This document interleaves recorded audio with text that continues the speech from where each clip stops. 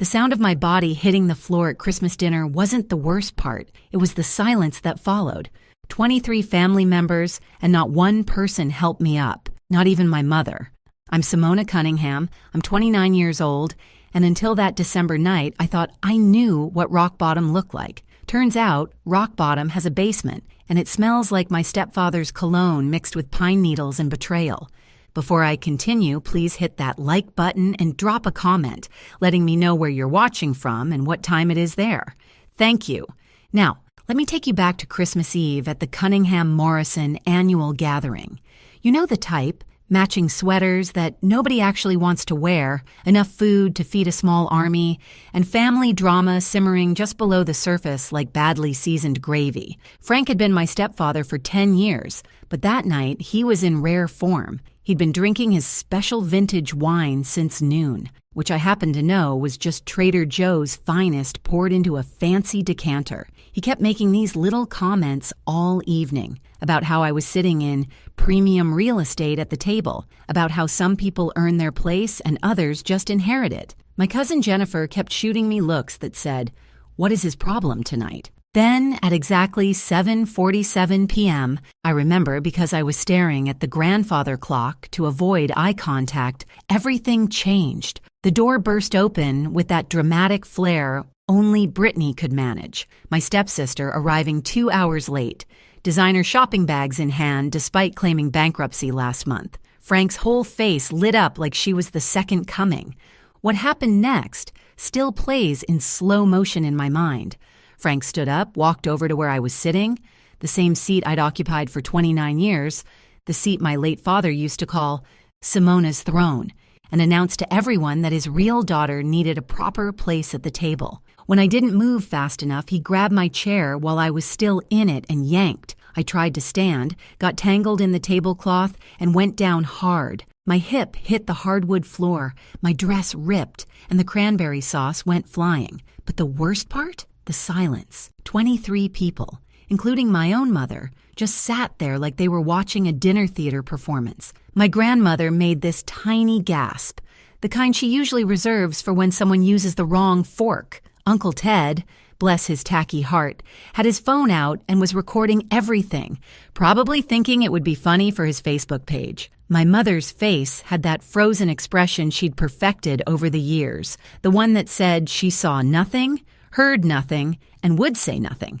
As I pulled myself up, cranberry sauce staining my grandmother's vintage dress, I heard Frank mutter something about how I should be grateful I was even invited. That's when I noticed it. His business phone, unlocked and face up on the kitchen counter. In my world of corporate compliance, we call that an opportunity. I left that night with my dignity in pieces, but something else intact. My father's old laptop hidden in my car, and photos of every single message on Frank's phone. He thought he'd pushed around a nobody. He was about to learn that sometimes the nobody knows everything. To understand why that push meant everything, you need to know what the previous 10 years looked like. Frank Morrison entered our lives like a knight in shining armor. If armor came from Men's Warehouse and knights drove leased BMWs they couldn't quite afford. My mother had been widowed for 2 years when Frank appeared at our church's Widows and Widowers group. Looking back, him being there was like a wolf attending a sheep support group.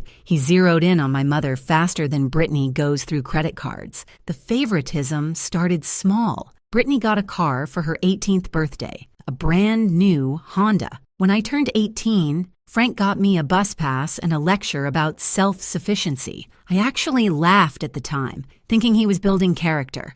The joke was on me. College was where things got interesting. My father had set up education funds for me before he died. I'd seen the statements when I was younger. But when I went to access them, mysteriously depleted. Market volatility, Frank explained, while somehow finding $60,000 for Brittany's art degree at a private college. She dropped out junior year to become an influencer. Her Instagram has 247 followers, half of them bots. My mother transformed during those years, too. She went from the woman who ran charity galas and commanded respect to Frank's personal echo. Whatever Frank thinks is best became her catchphrase, like she was a pull-string doll programmed with 5 responses. The real knife twist? The family business my father built from nothing, a small but profitable logistics company, was now under Frank's control. He'd convinced my mother to make him CEO while she was still grieving.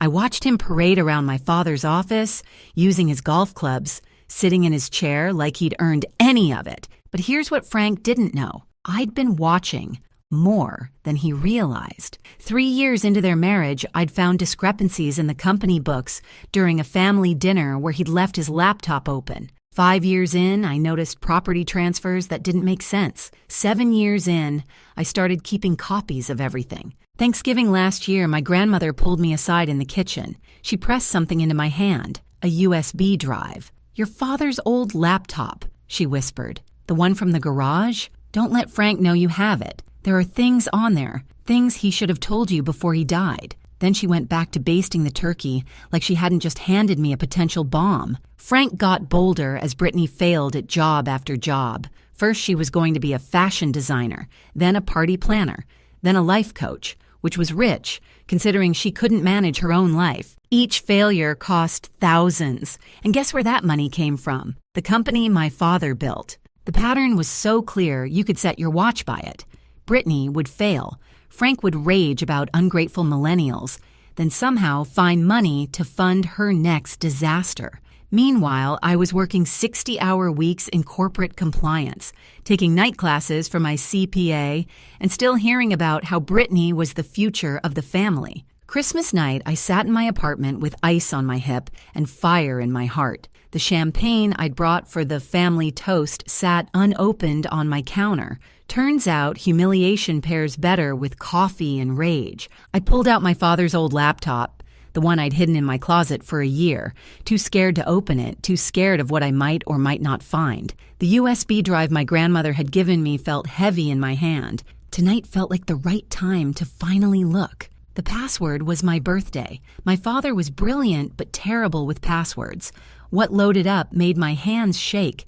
Email archives going back 15 years. Folders labeled insurance, will for Simona, and one that made my stomach drop, if something happens. The first discovery hit like ice water. My father's will, the real one, had specific protections I'd never seen. The family business was supposed to be held in trust until I turned 30, with mandatory distributions starting at 25. The house was never supposed to be put in Frank's name. There were safeguards, provisions, clauses that protected everything.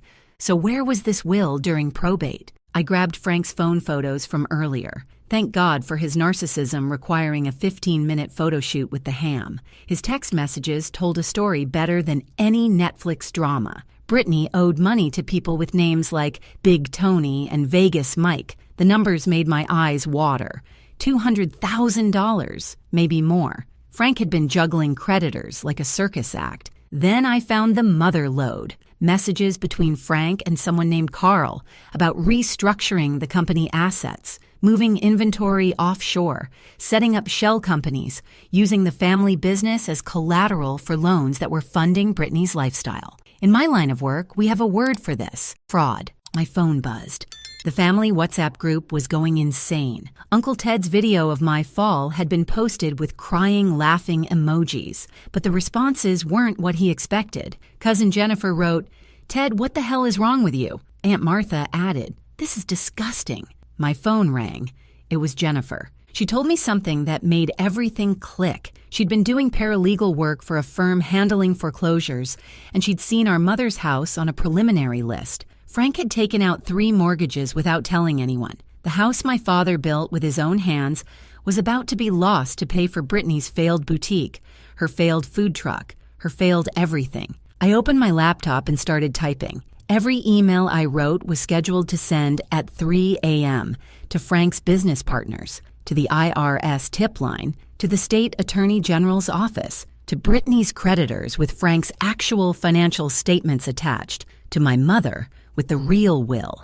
Each email was perfect, professional, and devastating. 10 years of compliance training was about to pay off in ways my company never imagined. I included Uncle Ted's video in several of them. Let them see exactly who Frank Morrison really was. I woke up at 5:58 a.m. on Christmas morning, 2 minutes before my alarm. I made coffee, sat in my father's old reading chair, and waited. At exactly 6:23 a.m., Frank's world began to explode. The first call came from Carl, his business partner. I could hear Frank's phone ringing from my apartment. He lived 3 floors up in the same building. Another thing he'd manipulated my mother into paying for. Then another ring, then another. By 6:45 a.m., the calls were continuous. I pulled up the family WhatsApp to watch the show. Frank had typed, "Simona, what did you do?" in all caps at 6:31 a.m. At 6:32 a.m., he tried to delete it, but 17 people had already screenshot it. Uncle Ted suddenly wasn't finding anything funny anymore. His video had somehow made it onto TikTok overnight and had 50,000 views. Quick pause here, friends. If you're enjoying this Karma Christmas special, please hit that subscribe button and leave me a comment. Let me know your worst family dinner story. Your support helps me share these stories, and honestly, it means more than you know. Back to the chaos. Frank's partners were the first dominoes. Carl, Fred, Rick, Andy, Uma, and Derek. I swear I'm not making up those names, though the acronym they spell is almost too perfect. Each received detailed documentation of Frank's creative accounting. The IRS tip included 5 years of discrepancies I documented, with a bow on top. Brittany's creditors got the real treasure, Frank's actual assets, his hidden accounts, and proof that he'd been lying about his finances while his daughter skipped payment after payment. Big Tony, it turns out, doesn't appreciate being played for a fool. My mother's email was different. I included the original will, the real one, plus documentation of every property transfer, every fund withdrawal, every single thing Frank had stolen while she grieved. I ended it with a simple question. Did you know or did you choose not to know? By 7 a.m., Frank was at my door, not pounding, not demanding, whimpering. Through the peephole, I could see him in his Christmas pajamas, phone in each hand, both ringing nonstop. He looked like he'd aged 10 years in 30 minutes. Then Brittany's voice echoed through the hallway. She was screaming about her credit cards being declined at Starbucks. On Christmas morning, she'd gone to Starbucks. The entitlement was almost impressive. She was demanding Frank fix it immediately, threatening to tell everyone about his side business if he didn't. Even I didn't know about a side business. This was getting better than expected. My mother arrived at 7:30 a.m., still in her nightgown with a coat thrown over it. The look on her face wasn't anger or sadness. It was awakening, like she'd been sleepwalking for a decade and finally opened her eyes. Frank's phone showed 47 missed calls by 8 a.m. I know because he kept screaming the number like it meant something. Lawyers, creditors, partners, investigators, even Brittany's art school, calling about fraudulent loan applications. Each ring was a nail in the coffin he'd built himself. The family chat had evolved from confusion to commentary. Cousin Jennifer posted, "Karma's working overtime this Christmas." Grandmother simply wrote, "Finally." My mother hadn't said a word online, but she'd been reading every message, seeing every piece of evidence I'd shared. By 9 a.m., 3 news vans were outside our building.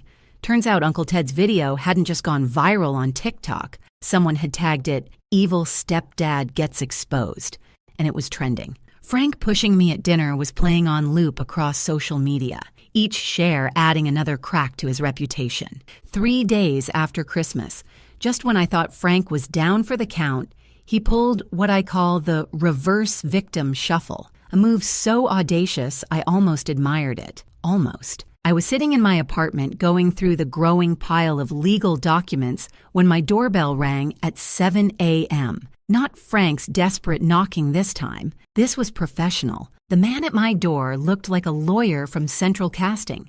Silver hair, expensive suit, and a smile that probably cost more than my car. His name was Richard Steinberg, and he handed me papers with the kind of flourish usually reserved for magicians pulling rabbits from hats. Except this rabbit had teeth. Frank was suing me for $2 million for corporate espionage, defamation, and something called intentional infliction of emotional distress. That last one made me laugh out loud, which probably wasn't the reaction Richard expected. Turns out, Frank had called in a favor from his golf buddy.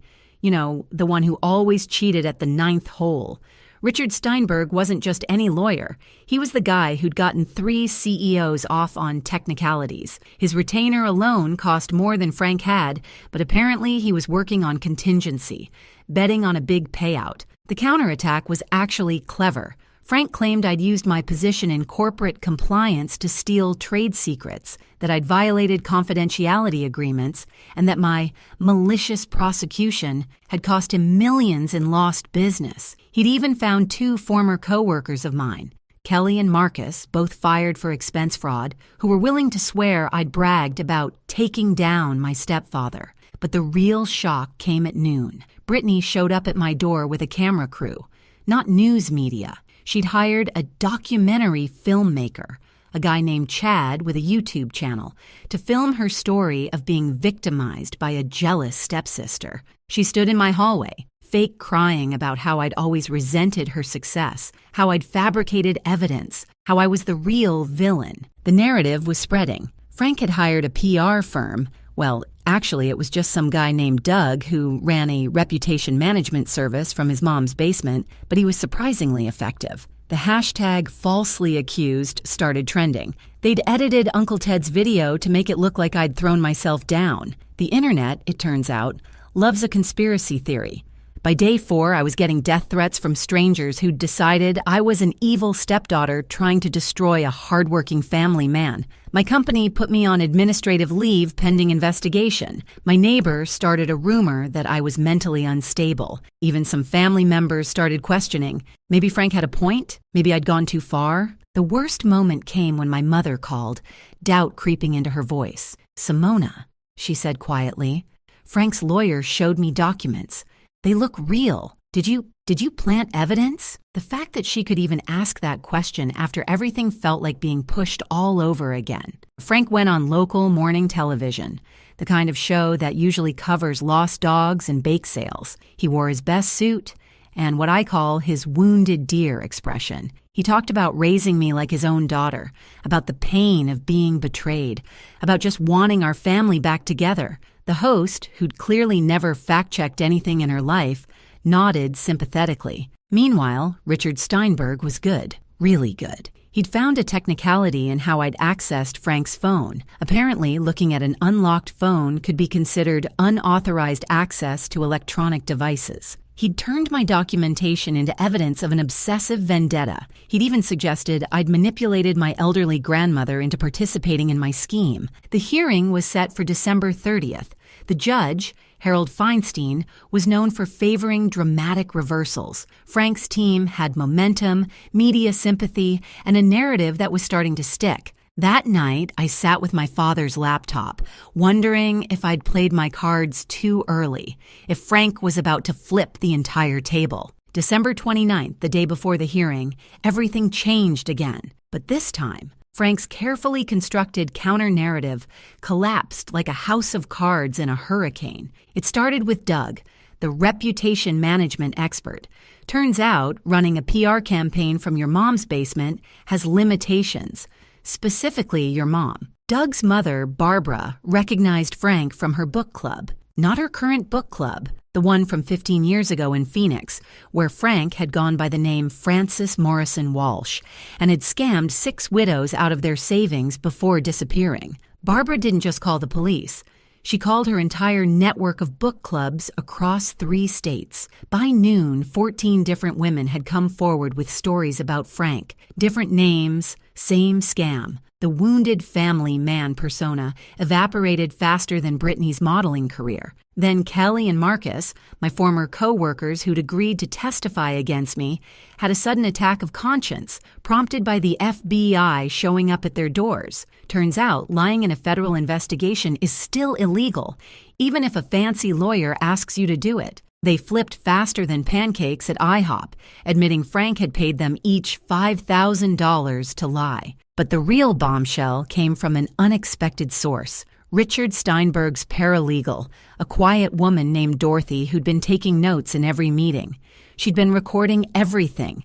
Legally, since our state is a one-party consent state. Frank, not knowing this, had been extremely candid about fabricating evidence, bribing witnesses, and his plans to flee to Costa Rica once he got the settlement money. Dorothy didn't just quit. She marched into the DA's office with 6 hours of recordings, color-coded transcripts, and what she called her conscience folder. Every dirty trick Richard and Frank had planned. Turns out Dorothy's daughter had been scammed by a stepfather, too. She'd been waiting for exactly this moment. The documentary filmmaker Chad, who'd been following Brittany around, accidentally became the hero we didn't know we needed. He'd been live-streaming a lot of his footage, thinking it would build buzz.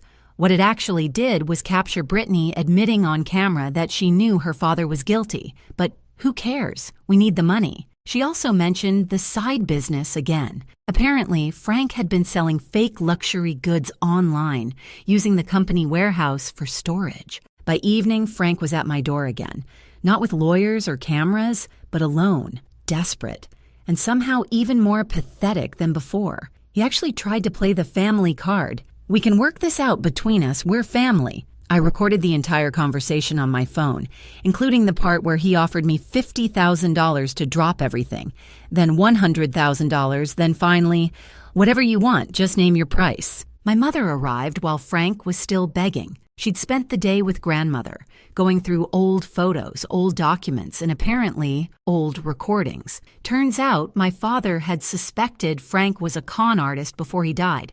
He'd hired a private investigator, gathered evidence, but the cancer took him before he could act. Mother had found it all in a safety deposit box she'd forgotten about. Grief does strange things to memory. The look on Frank's face when Mother played the recording of him bragging to someone about landing the grieving widow jackpot was almost worth everything. Almost. That night, after Frank had slinked away and Mother had gone home to process everything, I sat alone with my father's laptop. There was one folder I'd been avoiding, labeled simply, "For my daughter, open when ready." I finally felt ready. The first file was a video, my father, thin from chemo but eyes still bright, sitting in his study. The timestamp showed it was taken 3 weeks before he died. His voice was weaker than I remembered, but his words were steel. "Simona, if you're watching this, it means Frank Morrison has shown his true colors. I'm sorry I couldn't protect you myself, but I've left you the tools to protect yourself." He held up a folder. "Everything in here is backed up in 3 places: the laptop, a safety deposit box at First National, and with my attorney, Mitchell Reeves, in Denver." What followed was 20 minutes of my father methodically laying out Frank's history. His real name was Franklin Morris Worthington. He'd been running the same con for 20 years across 7 states. My father had tracked down 11 victims, recorded their stories, gathered police reports. Frank wasn't just a con man. He was a serial predator who specialized in widows with children. But then my father revealed something that made me gasp. I didn't confront him because I needed him to think he'd won. "You see, sweetheart, the FBI has been watching Frank for 5 years. Agent Sarah Chen approached me 6 months ago. We've been building a federal case." The video continued with my father explaining the trap he'd set. The will Frank thought he destroyed, that was fake. The real one was filed in Denver, ironclad and unbreakable. The business accounts Frank had access to.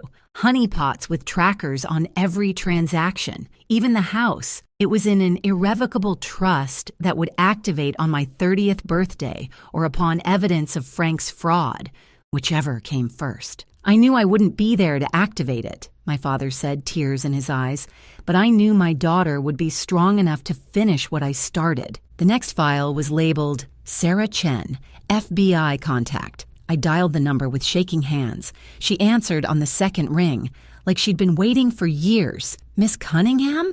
I was wondering when you'd call. Your father said you'd know when the time was right." What followed was a conversation that changed everything. Frank's secretary, the one he'd been having an affair with, she was Agent Chen, undercover for 3 years. She hadn't been having an affair. She'd been documenting everything. The side business selling fake goods? It connected to an international fraud ring the FBI had been tracking for a decade. "We were waiting for Frank to make his big move," Agent Chen explained. "The lawsuit against you, that's it. He's now committed federal wire fraud, witness tampering, and about 15 other felonies. We're moving in tomorrow morning." But my father had left one more surprise. A folder labeled "The Network" contained contact information for all of Frank's previous victims. Over the past week, while I'd been fighting Frank's PR campaign, they'd been organizing. Barbara from the book club had connected them all. They'd formed a victims support group, hired a collective attorney, and were preparing a massive civil suit. The final video file was short, recorded the day before my father entered hospice. He was in my childhood room, sitting on my bed, holding the teddy bear he'd given me when I was 5. "Simona," he said, "I need you to know 3 things. First, I'm proud of who you've become. Second, your mother will need time to heal, but she'll come back to herself.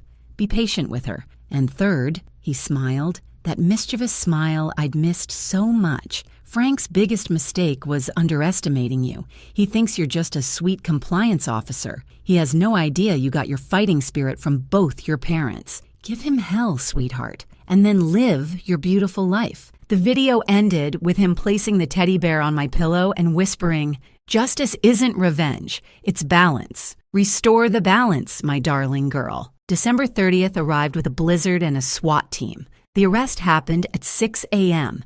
The FBI doesn't believe in sleeping in. Frank was in his underwear.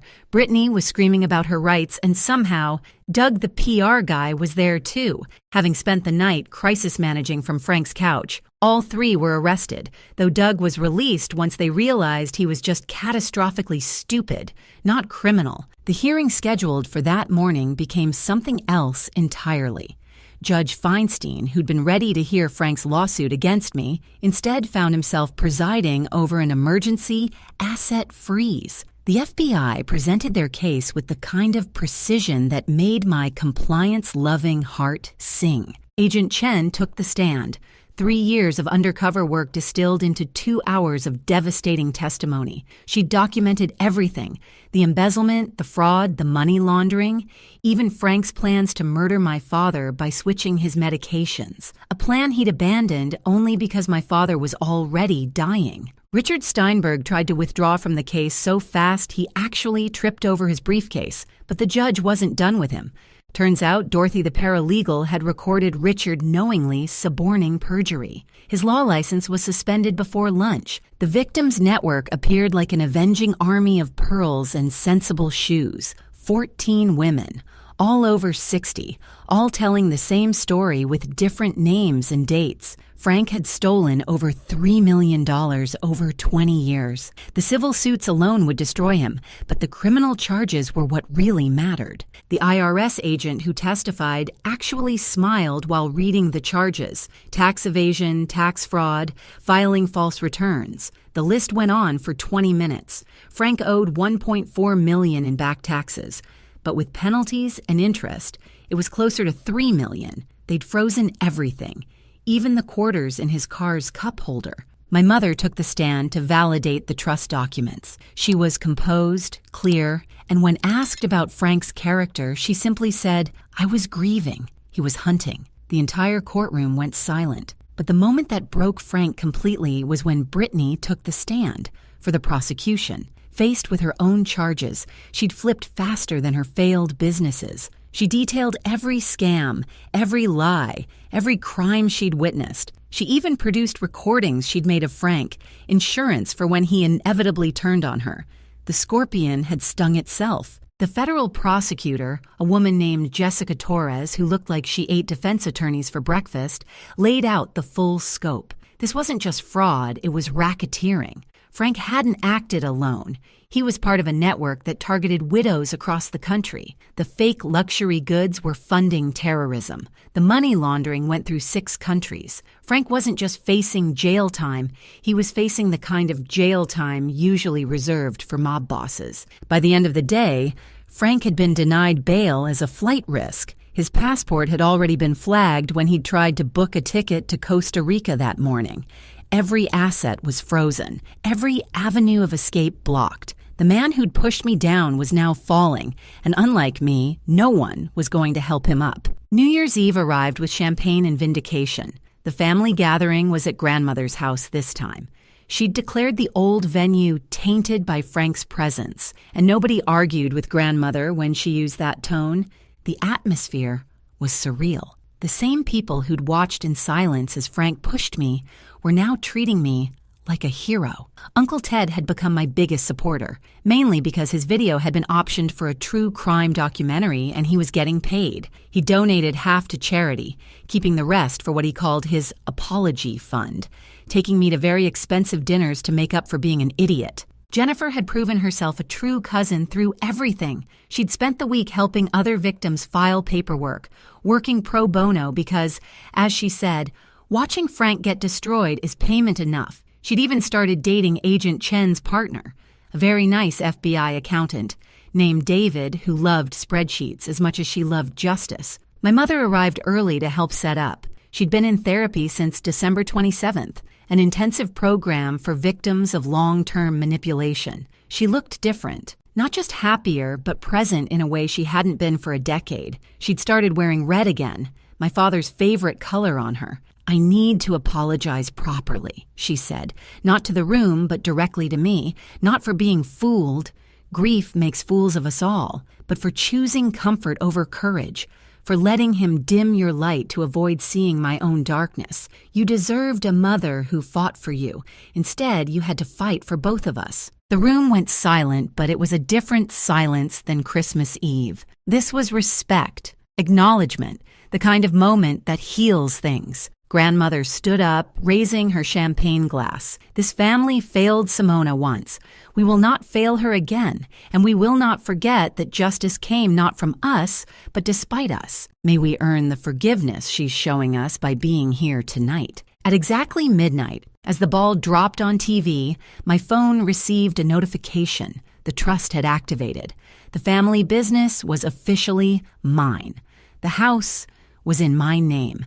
Every protection my father had put in place had triggered. It was January 1st. New year, new life, new beginning. Frank, meanwhile, was spending his New Year's Eve in federal detention. Brittany had been released on bail but was under house arrest at a halfway house, her Instagram dreams replaced by court-mandated community service. She'd gotten a job at McDonald's. The uniform did not photograph well. Someone had sent me a photo from the detention center's New Year's celebration. Apparently, they'd had sparkling apple cider and stale cookies. Frank was sitting alone in a corner, wearing orange instead of Armani. The man who'd needed to be the center of attention was now just inmate number 4847329. The best part? The documentary producers wanted to interview me. The working title was Push Down, Standing Up, a Christmas Crime Story. They were offering enough money to restart the scholarship fund my father had created before he died. Frank's downfall would fund other people's dreams. 6 months later, I sat in my father's office, now truly mine, preparing for Frank's sentencing hearing. The federal case had been swift and decisive. Frank had pled guilty to 47 charges, hoping for leniency. He wouldn't get it. The judge, a woman named Patricia Hawkins, who'd been one of my father's clients years ago, didn't hide her disgust. Frank got 25 years federal time, no possibility of parole for at least 15. The courtroom erupted in applause, highly unusual, but Judge Hawkins allowed it, saying, "Sometimes justice deserves recognition." Brittany had gotten 2 years probation and 3,000 hours of community service. She'd actually become a decent employee at McDonald's, even getting promoted to shift manager. Her Instagram now featured motivational quotes about redemption and pictures of her mopping floors with captions like "humble beginnings," character development at last. The family business had not just recovered, but thrived. The employees, freed from Frank's toxic management, had increased productivity by 40%. We'd won back contracts Frank had lost, gained new ones from the publicity, and I'd instituted profit sharing that made everyone invested in our success. My mother had sold the tainted family home and bought a smaller place near the beach. She'd started dating my father's old friend, Mitchell, the lawyer from Denver who'd kept the real Will safe. He was nothing like Frank. Quiet, kind, and he asked me for permission before proposing. I gave it gladly. The Victims Network had become a formal nonprofit, helping widows recognize and escape predatory relationships. Barbara from the book club was its president, and they'd already helped dozens of women. They'd named it the Simona Foundation, which made me cry every time I saw the letterhead. Agent Chen, Sarah, as I now called her, had become a friend. The Frank case had earned her a promotion and a teaching position at Quantico. She used his case as a textbook example of how greed and narcissism create their own downfall. Frank had become literally a cautionary tale. The documentary had aired to huge ratings. Uncle Ted had become a minor celebrity, giving talks about bystander intervention and the importance of helping family members in need. He donated all his speaking fees to domestic violence shelters and bought me a car with his video royalties, a beautiful blue Tesla with a license plate that read, "Pushed Back." But the best moment came when I visited Frank in prison, not for closure or forgiveness, but to deliver something. I handed him a single photograph, the Christmas dinner table, fully set, my seat prominently displayed, with its bronze plaque reading, "Simona's Throne." That seat, I told him, was never about hierarchy. It was about family recognizing family. You'll never understand that because you've never been family. You were just a parasite who mistook patience for weakness. He tried to respond, but I was already walking away. The guards later told me he'd stared at that photo for hours, finally understanding that his one push had cost him everything while giving me back everything he'd tried to steal. A year after that Christmas push, we gathered again for the holidays. The table was full, fuller than before, actually. Sarah Chen came, as did several women from the Victims Network who had nowhere else to go. Mitchell was there, nervously practicing his toast as my mother's new husband. Even Brittany had been invited, though she chose to volunteer at a homeless shelter instead, sending a genuinely heartfelt card. Grandmother, now 86 and sharper than ever, raised her glass for a toast. Last year, we learned that silence in the face of injustice makes us complicit. This year, we've learned that redemption is possible for those who seek it, and justice, while sometimes delayed, is worth fighting for. As everyone clinked glasses, I thought about my father's words. Justice isn't revenge. It's balance. The balance had been restored. Frank had pushed me down in front of 23 silent witnesses. He was now falling for 25 years in front of the entire world. And this time, nobody was silent about what he deserved. They say you should be careful who you push down. They might know how to get back up. But Frank learned a harder lesson. Be careful who you push down at Christmas dinner. They might have a dead father who planned for this exact moment, an FBI agent for a pretend mistress, and a grandmother who's been documenting your crimes while pretending to be confused about her iPhone. The price of one push, everything Frank had schemed for, stolen, and built on lies, came crashing down from a single moment of cruelty. He'd thought he was pushing down a weak stepdaughter. Instead, he'd pushed the first domino in his own destruction. Thank you for listening to my story. Don't forget to subscribe. A new story is coming tomorrow.